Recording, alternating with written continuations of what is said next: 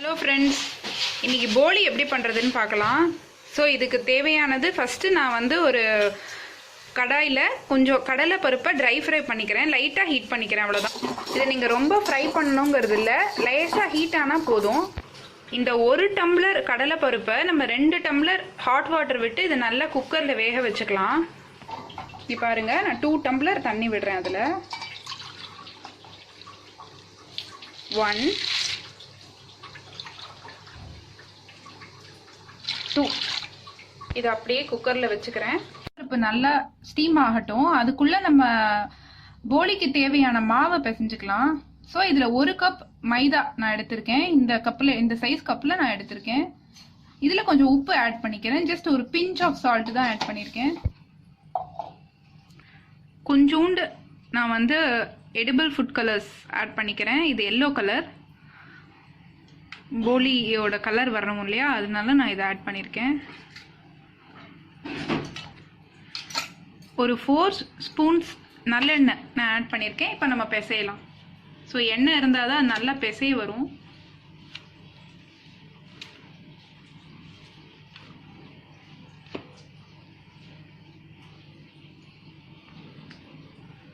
First கொஞ்சமாக தண்ணி add பண்ணிக்கோங்க, தெளிச்சுக்கோங்க.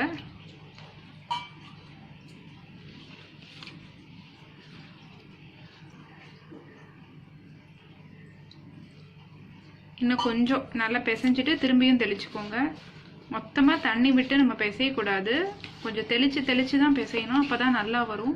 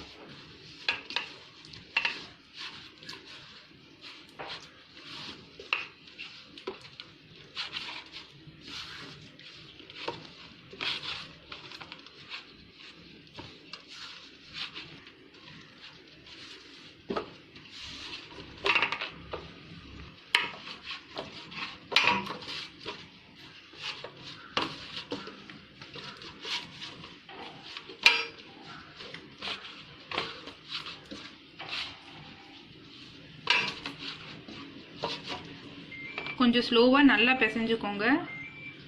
கடைசியாக இன்னும் கொஞ்சம் எண்ணெய் நான் ஆட் பண்ணிக்கிறேன்.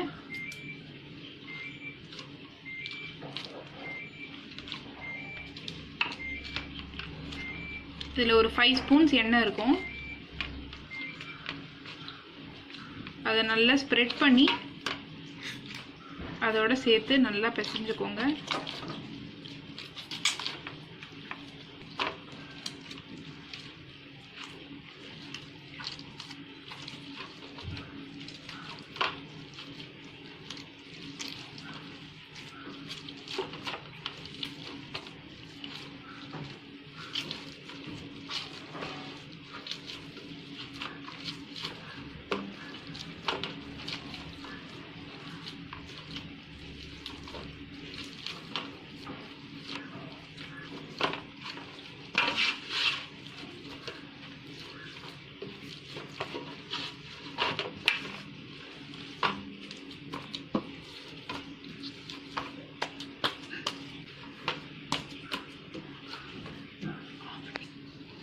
இன்னும் கொஞ்சம் ஆயில் சேர்த்துருக்கேன்.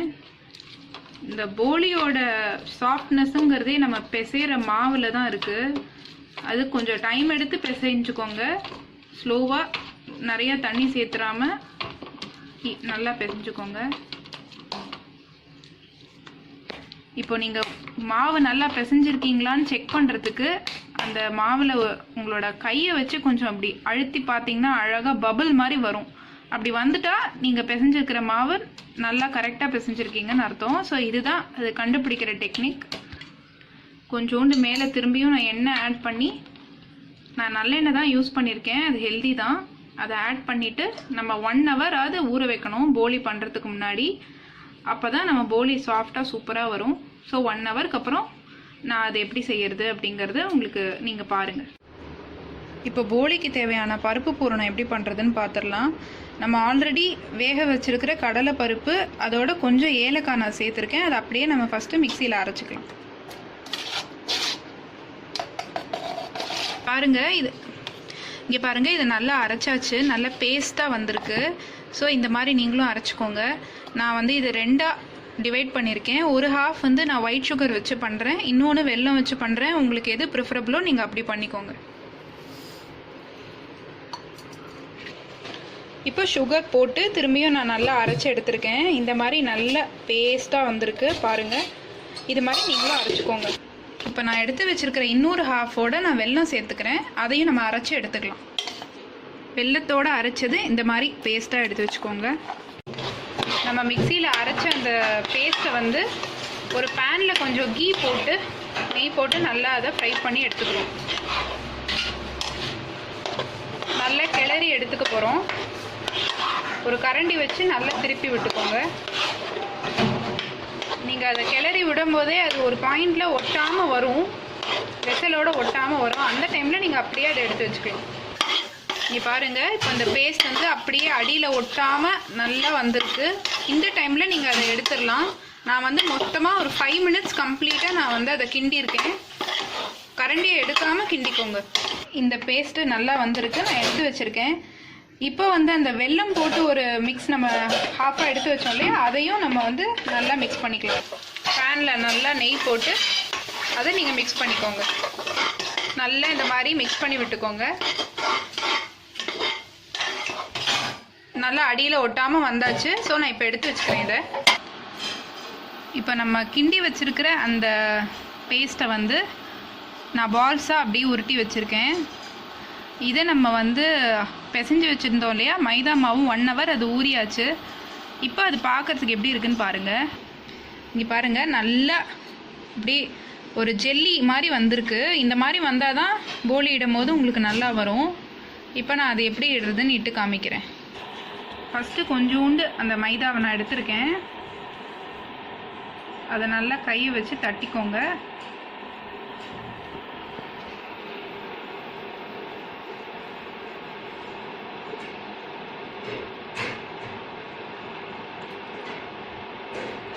அந்த கடலை பருப்பு பேஸ்ட் எடுத்து அதுக்குள்ளே ஸ்டஃப் பண்ணிக்கோங்க.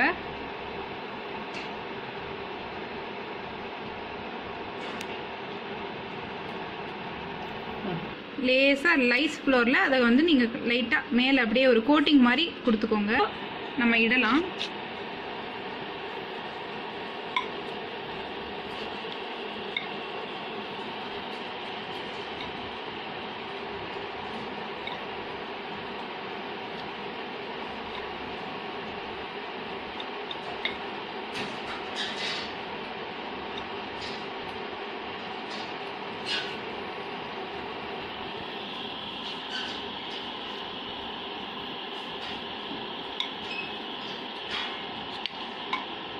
இப்போ நான் அதை ஒரு பேனில் ட்ரான்ஸ்ஃபர் பண்ணிக்கிறேன். அது கொஞ்சம் நல்லா ஹீட் ஆகட்டும்.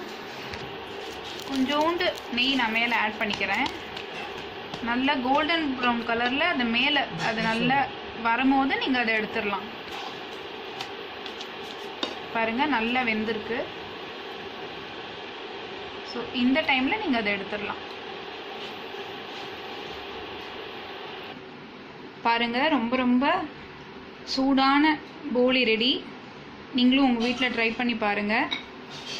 பிடிச்சிருந்தா உங்கள் ஃப்ரெண்ட்ஸ்க்கும் ஷேர் பண்ணுங்கள். ஆர்ஜி சிம்பிள் மீல்ஸ்க்கு மறக்காமல் சப்ஸ்கிரைப் பண்ணுங்கள். தேங்க்யூ.